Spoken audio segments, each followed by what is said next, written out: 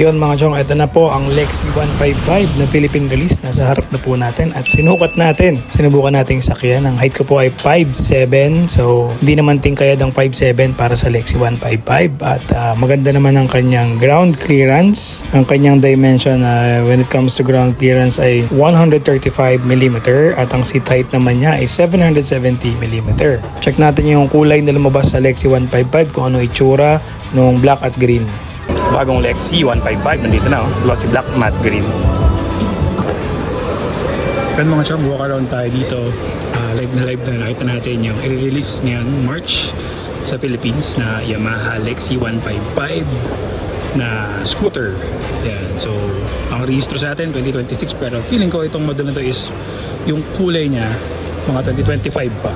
Yan kasi based sa mga nakita natin na nilabas dito lang sa Indonesia, nakalapit nating bansa, iba ang version ng Lexi 155 2026 sa kanila. Nandun nga ang may ABS at Y-Connect or S version itong Lexi na naka-gold na yung mugs at medyo futuristic talaga yung itsura. Pero ito naman is yung standard version. Alam naman natin kapag sinabing standard version, yan yung walang ABS at yung basic na kulay ng kanyang wheels ay casted alloy wheels, gunmetal black lang. So ito naman ang itsura niya guys, napaka-basic lang pero para sa akin panalo talaga ang tingkad ng kulay nitong glossy black. Pero kung ayaw mo nitong glossy black, maangas din doon talagang kulay ng matte green na Lexi 155. Sobrang pogi din talaga ng matte color nitong Lexi 155. Ito nyo naman tindig niyan. Tapos LED na yung headlight niyan. Integrated yung kanyang mga signal light na naka bulb pa din yung ilaw. Hindi pa siya LED. Then yung mga nagko-comment doon na halos hawig ng Gravis, pares ng Gravis. Actually medyo malayo siya sa Gravis pagdating sa haba, sa lapad, tsaka sa taas kasi medyo malaki siya tignan kumpara sa Gravis, lalo na sa size ng gulong mga chong. Yung size kasi ng gulong nito is 14, yung Gravis kasi is 12 lang. Tapos yung lapad niya as in medyo malaki talaga siya ng konti sa Gravis. Ang overall width niya is 720mm, overall height niya naman is 1135mm. Tapos yung haba naman niya is 1970mm. So medyo bagay na bagay sa mga malalaking tao din mga chong. Tapos yan yung kanyang manibela na may hazard at start and stop system na rin. So ito napansin ko lang itong Lexi 155 dumating sa atin is yun nga may abang na for dual shock. So pwede ka mag-upgrade siguro ng dual shock dito sa Lexi 155. Yun nga lang bubutasan mo siguro yung underneath yan kasi nung chinek ko walang butas yung underneath na ABS plastic. Pero ayan may abang siya na for dual shock. Solid, di ba? May nakita ako yan sa Indonesia, naka-dual shock na. Ayan, no? So walang butas dyan for abang sa shock. Pero pwede nang butasan siguro kung trip mong pa-dual shock. Kasi may abang naman sa swing arm, di ba? So sukatin natin tong green. Kanina sinakyan natin yung black. Ngayon naman itong green. 5'7" po ang height ko. Tapos medyo bulk yung build ng katawan ko. So sabi na nila medyo malaki ang gulay board nito. Pero kung singlaki ko yung sasakay, medyo masikip na yung gulay board niya mga chong. Hindi ganun kalaki kapag size ko or ka-size ko yung sasakay. So saktong-sakto lang naman sa akin, very spacious naman pagdating ng konti sa tuhod.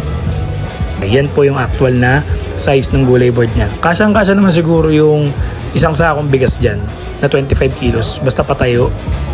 Kasi medyo maliit naman na yung sako ng bigas ngayon. Hindi katulad dati. So kasyang-kasya yan. Tapos napansin ko din dito na talaga namang maangas talaga sa personal mga chong. Lalo na yung gloss black. Talagang pag tinignan mo siya ng malapitan, sobrang solid na itsura. So ito naman chong, check natin yung underseat compartment ni Lexi 155. Sakto lang, hindi masyadong malaki kasi nga nandito yung kanyang lagayan ng gasolina. Siguro kasi dyan yung half face na helmet. Pero yung full face, alanganin talaga dyan mga chong. Nutshell pwede, pero bawal yung nutshell, di ba? Ayan, yan yung kanyang underseat compartment. Tapos, napaka-basic lang nito kasi shutter type ignition pa itong Lexi 155 na nilabas sa atin. At hindi naman siya keyless. Pero yung mukha niya talaga namang maangas ito. Itong glossy black, trip ko to mga boss. Sobrang solid nito. So mamaya kausapin natin yung agent. If ever matanong natin kung kailan yung official release sa mga kasa. At the same time yung SRP nito. Yung totoong SRP na ilalabas sa Philippine market. So talagang napukaw yung attention ko dito sa gloss black Lexi 155 kasi nga napakaganda ng tindig at napakakintab.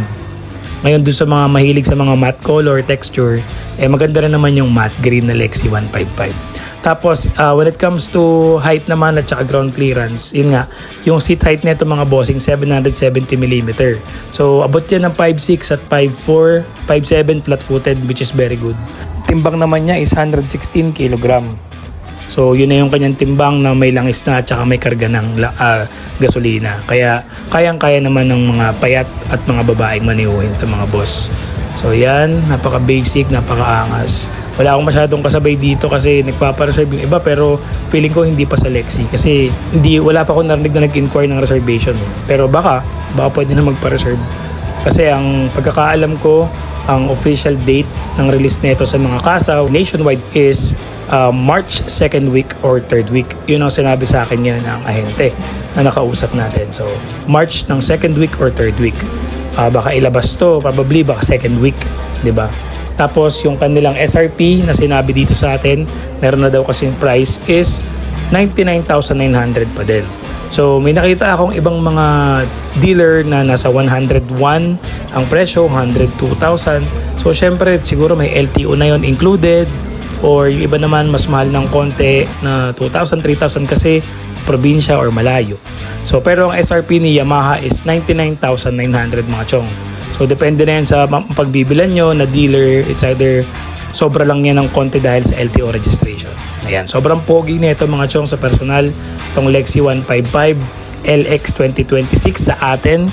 Pero wala pa po tayong S version at ABS version kasi tinanong ko wala pa daw balita kung may lalabas na S version at ABS version nitong Lexi 155. So feeling ko papaubos muna to pag marami na nakakuha tsaka ilalabas yung ABS version. Parang nangyari sa Aerox dati na ang tagal ilang taon na lumabas yung drum brake pa din yung likuran.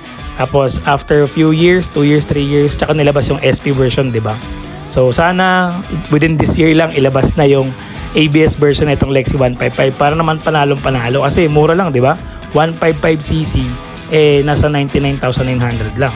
Para ka lang naka-Aerox niyan mga boss, pero mas mura compare sa Aerox kasi 155cc. Tapos dun sa nagtatanong ng specs, dito tayo ngayon sa Yamaha page nila. At the same time dito rin tayo sa Yamaha. Pinag-compare ko kasi yung Philippine release specs. At ito po yung official specs na available niyan sa atin. 4-stroke po siya mga chong at 4 valves. So nagtatanong kung 2 valves, 4-stroke, 4 valves po yan bossy. Tapos yung kanyang compression ratio 11.6:1 din at 1 liter po ang kanyang oil or engine oil capacity. Yan, ang pinakamasakit dito, confirm nga pong 4.2 liters lang ang kanyang fuel tank capacity. Para sa 155cc, medyo bitin yung 4.2, no? Sana ginawang 5.5 or 6 liters, 'di ba? Pero okay lang, ganoon talaga, mura naman siya eh. Drum brake pa din talaga siya mga chong. Yun lang, hindi siya naka-disc brake tulad ng Aerox at NMAX. Size ng gulong niya mga boss, 90-90-14 sa harap, 190-14 sa likuran. Mukha siyang maliit pag binasa mo yung size, pero pag nasa harap mo na malaki-laki naman siya mga boss. Hindi lang siya sinlapad ng Aerox, pero saktong-sakto sa presyo niya. Ayan, tapos yun nga, yung kanyang keyless, walang available na ganon, shutter type pa din yung Lexi 155 na available sa Pilipinas. Ayan. So once again, ito po yung walk around natin sa Lexi 155. Tapos official price nila is 99,900. So kung susobra man yan, it's either may LTO ng dagdag. Tapos ang update nila sa official release sa mga kasa nationwide is around 2nd week ng March or 3rd week ng March. Pero feeling ko first week yan, meron nang lalabas niyan. Magsisimula ba sa buong March mga chong, mag-abang-abang na kayo kung pwede nang mag-down na kayo dun sa mga interesado, 'di ba? Para mauna agad kayo.